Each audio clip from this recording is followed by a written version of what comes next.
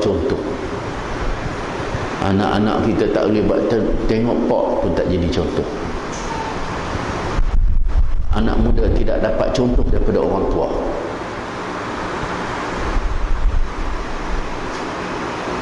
Dulu saya mengajar di pusat Serentik.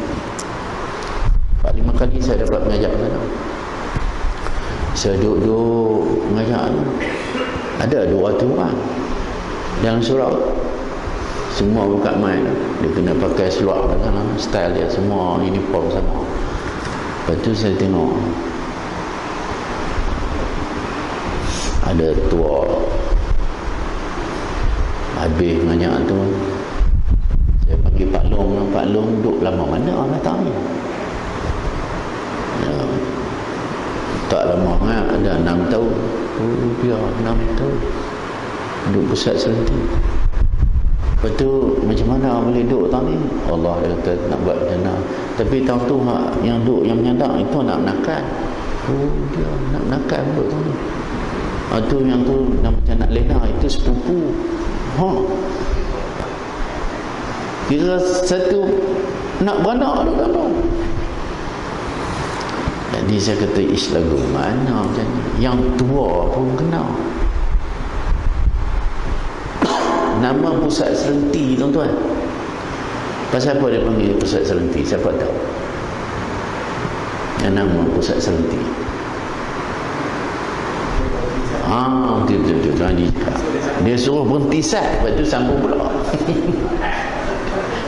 Pusat Serentik dia panggil. Ada berapa pusat Serentik di Malaysia? 28. Oh, kira okey lah tu kan. Malaysia kemas 28. Maktab perguruan dia 27. Ambil perhati. Dia banyak lagi daripada maktab perguruan. Itu nak bina apa masyarakat kita ni? Rosak tapi. Puak ni yang duduk pusat Serentik tu, kalau dia keluar, skepeng dia tak bayar balik kat kita. Kita tanggung dia. Sekarang satu orang satu hari kita kena tanggung dia RM47.50 sehari. Makan dia ni nak bayar elektrik, bawa pegawai, nak ni dia buat latihan apa semua, kita kira-kira RM47.50. Tak tahu lelah, tak tahu naik. Satu hari bulan buat GST pula, MP pula. Mana? Kita tanggung tuan-tuan. Ada nak bayar balik kita, mampu dah. Kurang-kurangnya budak yang masuk universiti ni dia kena bayar balik kan. PT-PT ni tak tahu kita dia elok tu. Sebulan 2 masuk pula. Kita tanggung lagi. Baik tuan-tuan. Kalau inilah natijahnya 4 perkara. Ad-da'if aqidah, ad-da'if tarbiyah, ad-da'if tanziman, ad-da'if akhlaqan, maka apa yang kita nak selesai macam mana masalah-masalah kita. Saya telah membuat banyak pembacaan dan saya kata umat Islam kita ni sekarang ni jadi cempara. Kita ni bagaikan sampah. Orang boleh buat kita ni lebih kurang sekarang. Sejak 1950 sampai hari ni, orang Islam yang dibunuh di Sudan, di Iraq, di Afghanistan, di Syria, di Palestin, di Somalia, di Ethiopia, ya, di Bosnia, di Chechnya, di Xinjiang, di Bangladesh, di Pakistan, di Kashmir, di Sri Lanka, di Myanmar, di Thailand Selatan, di Mindanao, di Aceh. Kita campur semua ni. Banyak lagi yang nak saya sebut. Belah Europe, campur semua tuan-tuan. Orang Islam yang telah dibunuh ialah 11 juta. Tak ada harga lah. Nyawa umat Islam ni tak ada harga. Demikian murahnya darah umat Islam. Sekarang Syria sudah 4 tahun Perang. Berapa yang mati? 240,000 budak, orang tua, orang wanita. Tak ada negara kita. Di Myanmar yang paling dekat dengan kita, Burma, 1947 sampai 2015 sekarang, yang mereka sudah bunuh sudah hampir 200,000. Operasi tentera Myanmar membunuh umat Islam ada 19 operasi tahun 1962. Yang terakhir dipanggil operasi Nasaka. Setiap operasi dia bunuh 10,000, 15,000. Tuan-tuan tahu macam mana dia bunuh? Dia kerat kaki dulu. Masuk dalam rumah, kerat kaki. Budak, lelaki, anak kecil, orang perempuan, orang lelaki, orang tua. Kemudian ditembak. Tembak, bakar dengan rumah dengan mayat-mayat sekali. Itu di Myanmar sampai hari ini. Kelemahan kita yang saya sebut tadi menyebabkan kita ni jadi nyawa nyamuk. Kita minta ihsan sekarang. Tolonglah jangan bunuh.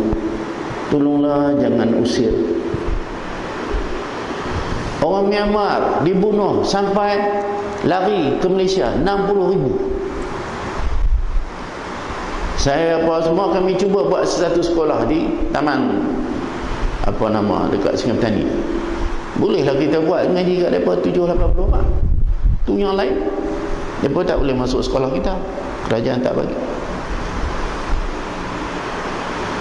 Jadi timpa satu demi satu, tuan-tuan dan puan-puan. Apa yang patut kita buat sekarang? Mari saya akhiri kuliah saya ini. 2-3 perkara yang saya nak sebut. Perkara pertama, dalam Al-Quran Karim ada disebut ayat A'udzubillahi minasyaitonirrajim, ya ayyuhallazina amanu udkhulu fis-silmi kaffah wa la tattabi'u khutuwati syaitan innahu lakum aduwwun mubin. Wahai orang beriman, masuklah ke dalam Islam sepenuhnya. Artinya kalau kita nak selamat, tuan-tuan dan puan-puan, tak ada cara lain. Agama ni bukan boleh main pilih-pilih. Hak ni aku suka aku buat, hak ni aku tak suka aku tinggal. Ya. Tak boleh. Dia kena rangkum semua. Dia kan boleh masuk sebelah kaki, sebelah lagi dia keluar. Tak boleh.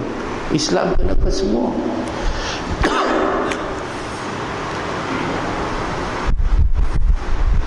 Kita kena faham bahawa Islam ni bukan agama yang kita boleh olah ikut kita. Ini hak Allah. Dia yang berhak untuk tentukan hukum macam ni, boleh ini, yang ni tak boleh, dia saja. Jadi kalau kita ikut sedap kita, maka kita akan hadapi natijahnya. Macam saya selalu bagi contoh, orang yang sakit. Orang yang sakit, dia ada 3 pilihan bila dia pergi doktor ambil ubat. Pilihan yang pertama, dia ikut cakap doktor. Doktor kata 3 biji sehari, 3 biji 3 kali makan, 3 biji sekali makan, 3 kali sehari. Pilihan pertama, dia ikut semua. Bukan? Ikut pantang dia, ikut semua. Pada adatnya dia boleh sembuh.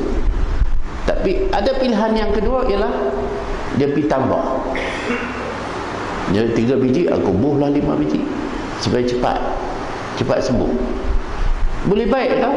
Tak boleh, dia akan jadi lebih teruk. Pasal hang pergi tambah-tambah tak tu pasal doktor kata sekian banyak, hang pergi tambah. Buat apa? Hang doktor ke? Dia doktor. Doktor kata 3 biji lah, ambil tambah apa-apa. Demikianlah agama. Tak boleh pergi tambah, tak ketahuan. 5 kali semayang, tolak yang apa nama sunat-sunat, Kalau yang wajib tu 5 kali, kena 5 kali lah. Habis tambah apa wajib ada pula, tambah 2, 3 lagi yang wajib. Jadi pilihan yang kedua tak betul tambah. Pilihan yang ketiga dia pergi kurang pula. Doktor kata 3 biji, dia pantas 1 biji. Pun tak boleh juga. Jadi dalam Islam lah betul lah. Ambil kurang, buang-buang ayat ni. Hak ni aku tak suka, aku tak baca. Hak ni aku tak suka, aku buang. Hak ni aku tak guna. Tak boleh. Sebab itu kita buatlah ni sembahyang, kita buat masjid, kita buat surau, kita buat umrah, kita pergi. Pasal apa masyarakat tak jadi baik? Sebab banyak lagi perkara yang Allah suruh dan Allah larang, kita tak buat. Maka dari itu kita jadi macam pesakit yang tak turut cakap doktor. Doktor kata begini, kita pandai-pandai buat macam ni. Maka itulah kesan dia. Saya pergi ke Gaza tuan-tuan 4 kali, 5 kali. Saya nak tengok pasal apa Gaza ni. Orang Gaza ni dia boleh bertahan. Tuan-tuan kalau pergi tengok ni kepala. Nak bertahan macam mana lagu ni. Dia bom semua. Masjid, sekolah, hospital, semua prasarana ni kubur pun dia bom. Masa saya pergi kali kedua, saya bawa Dr. Syekh Muzaffar. Kenal tak? Syekh Muzaffar? Nah, tuan Haji. Orang Angkasa. Dia pergi sana sawan sudah ni. Jadi sawan dengan saya. Pasal apa kami duduk hotel, tiba-tiba roket main. Lepas-lepas je hotel kami tu, dia lintas saja pun meletup dah. Belum singgah lagi.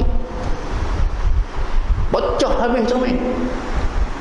Dia pun habaq saya, kata cikgu, apa ni saya anak tak ada. Aku peduli apa, tak ada anak, aku pun takut ni. Lah, nak kata hang pergi naik bulan hang kemas. Tak kemas dah mana pun. Dia tembak apa? Dia tembak perpustakaan.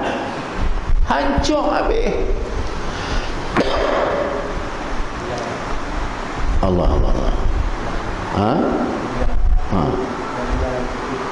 Saya pergi 2010, saya pergi sekali 2011 saya bawa dia. Lepas tu saya pergi berlari. Jadi bila saya tengok ni, saya jadi terpegun. Macam mana orang Gaza ni boleh bertahan? Kalau kita lah di sini pasal sereda dah, cukuplah itulah kami bagilah apa dia apa nama kami turun. Tapi tak, orang Gaza lawan. Ada 4 sebab. Saya ambil lagi 5 minit itu. No? Pertama, masyarakat dia sangat rapat dengan Al-Quran. Setiap satu masjid setiap tahun melahirkan 200 penghafal Quran.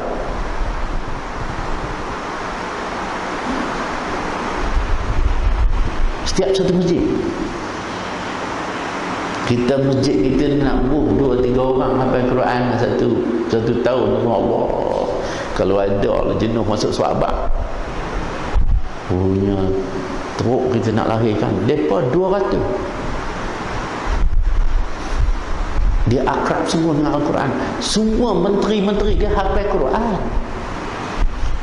Ismail Hanieh, menteri kabinet dia semua hafal Quran.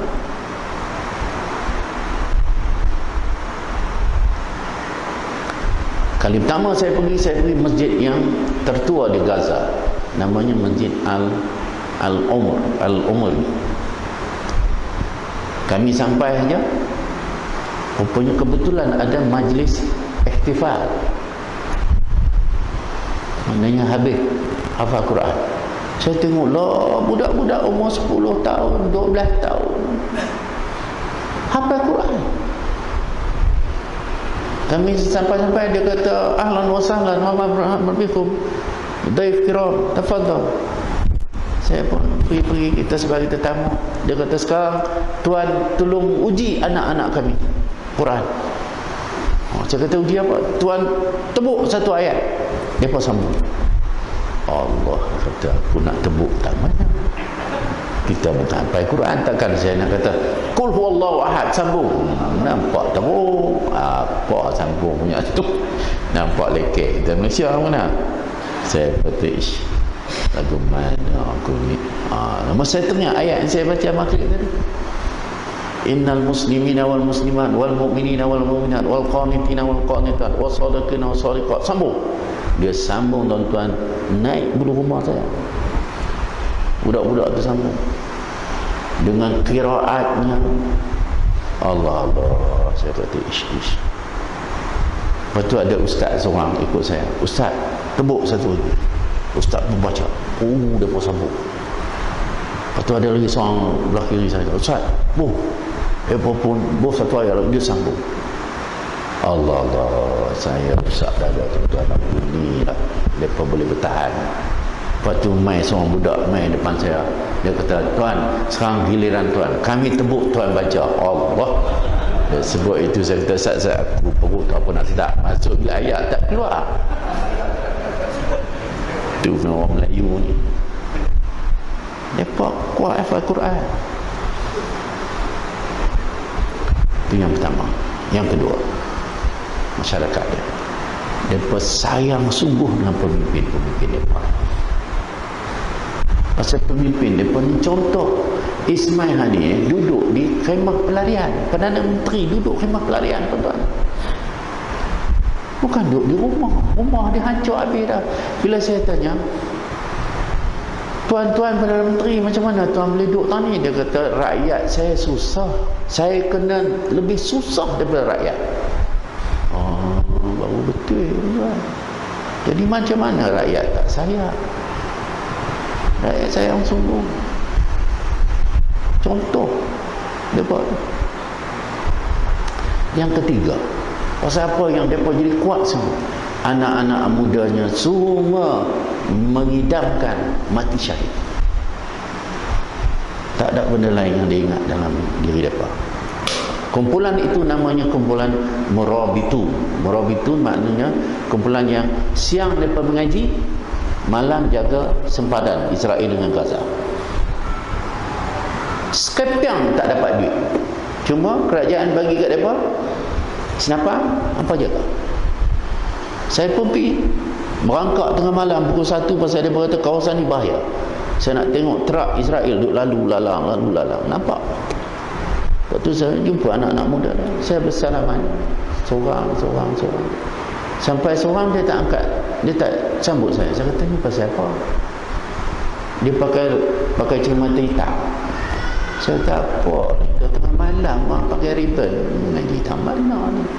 Lepas tu kawan dia kata, minta maaf Tuhan, dia ni buta. Ya Allah. Kalau buta, hang sudah uzur syar'i, hang patut balik. Hang tak payah ada bertugas. Ni pasal apa buta ni? Dia kata peluru Israel masuk kanan, keluar kiri.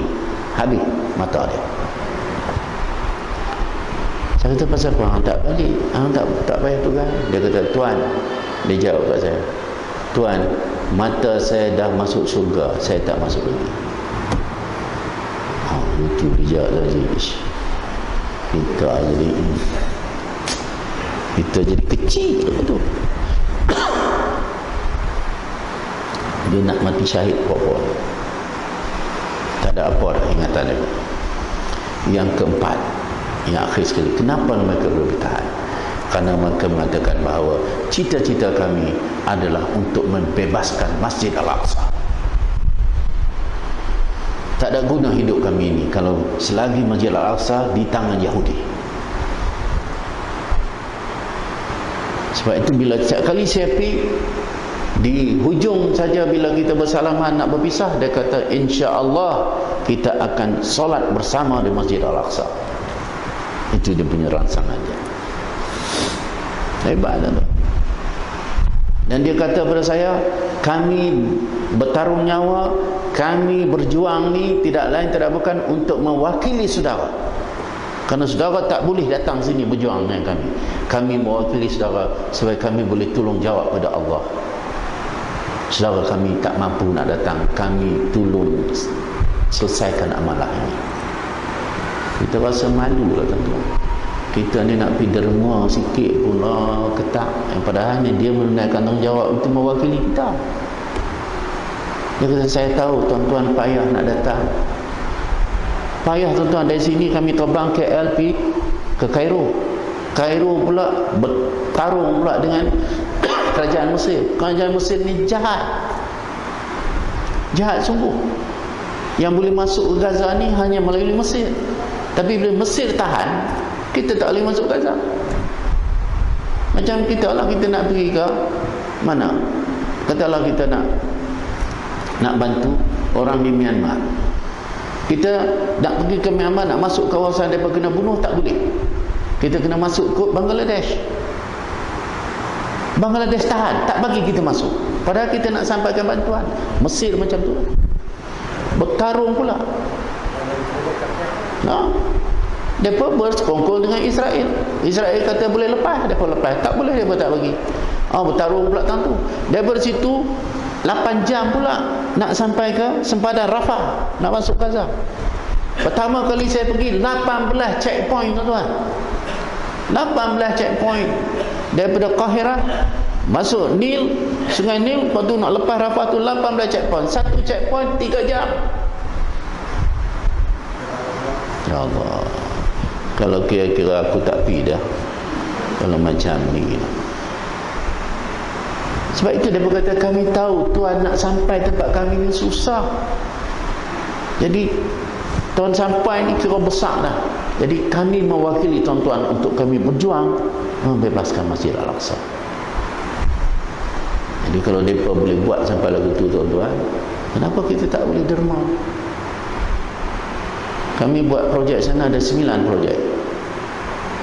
Masjid, anak yatim, universiti, hospital, pusat menghasilkan makanan, pertanian, kemudian rumah orang miskin kita dirikan balik yang kena bom semua, kemudian kita buat pembekalan air bersih, kemudian kita bina semula sekolah-sekolah yang telah rosak. Yang keempat, kita bantu pelajar-pelajar miskin untuk mereka pergi ke universiti. 4 projek kita buat di sana. Itu pun saja tuan-tuan, bukan senang. Ini baru kami bawa balik daripada Syria. Syria pun kita tengok letih, tapi kita rasa kita kena buat, tuan-tuan dan puan. Jadi saya ada baru ni, bukanlah baru, dalam beberapa bulan yang lalu saya pergi ke India, tengok keadaan umat Islam di Assam. 400,000 umat Islam dibunuh. Bukan 40,000, 400. Siapa pun tak tahu. Jadi kita cuba melawat di sana, tengok, kita berbicara dengan kerajaan mereka pasal apa jadi macam ni. Demikian juga kita pergi ke Myanmar. Saya pergi Myanmar baru ni, kita buat juga perhubungan dengan orang Buddha ni. Pasal apa boleh bunuh orang Islam. Kami di sini orang Buddha boleh buat kuil, mereka hidup elok, kami tak ganggu. Gate mereka kita tak jentik. Yang apa pergi bunuh orang Islam ni pasal apa? Mereka kempen untuk benci orang Islam. Di Burma tu mereka tulis azan Allahu Akbar, Allahu Akbar tu mereka tafsir, mereka terjemah bunuh orang Buddhis. Bunuh orang Buddhis. Dan sebab itu orang Buddha di Myanmar bila tengok orang Islam, mereka rasa benci dan mereka nak bunuh. Pasal dia kata dia tuduh orang Islam ni nak bunuh mereka. Jadi semua ini sedang berlaku tuan-tuan dan puan-puan, menyebabkan saya mengatakan bahawa tidak lain dan tidak bukan, kita mesti kembali kepada Islam sepenuhnya. Buku yang saya tulis mengenai Myanmar, mengenai Gaza, mengenai Burma, mengenai itu, saya ingat ada sikit, kebetulan saya bawa. Dan kalau tuan-tuan nak baca, ada yang bahasa Inggeris, ada bahasa Melayu, ada yang saya tulis dalam bahasa Melayu, ada yang saya tulis dalam bahasa Inggeris. Jadi kalau nak tambah ilmu tuan-tuan tentang keprihatinan terhadap keadaan umat Islam, sila miliki buku-buku itu. Ada saya bawa sikit sebanyak. Ini ada sahabat kita daripada Patani, Madrasah Darul Witaya. Dia tadi ulak saya kata dia pun nak buat madrasah ni. Kalau siapa nak derma, boleh derma kepada wakilnya datang sini. Sekian saja, mudah-mudahan Allah beri kekuatan kepada kita. Terima kasih di atas perhatian. InsyaAllah kita bertemu pada waktu itu lain. Aku li qauli hadza wa astaghfirullah azim li wa lakum wa akhir da'wana alhamdulillah rabbil alamin wa billahi taufiq wal hidayah. Wassalamu alaikum warahmatullahi wabarakatuh.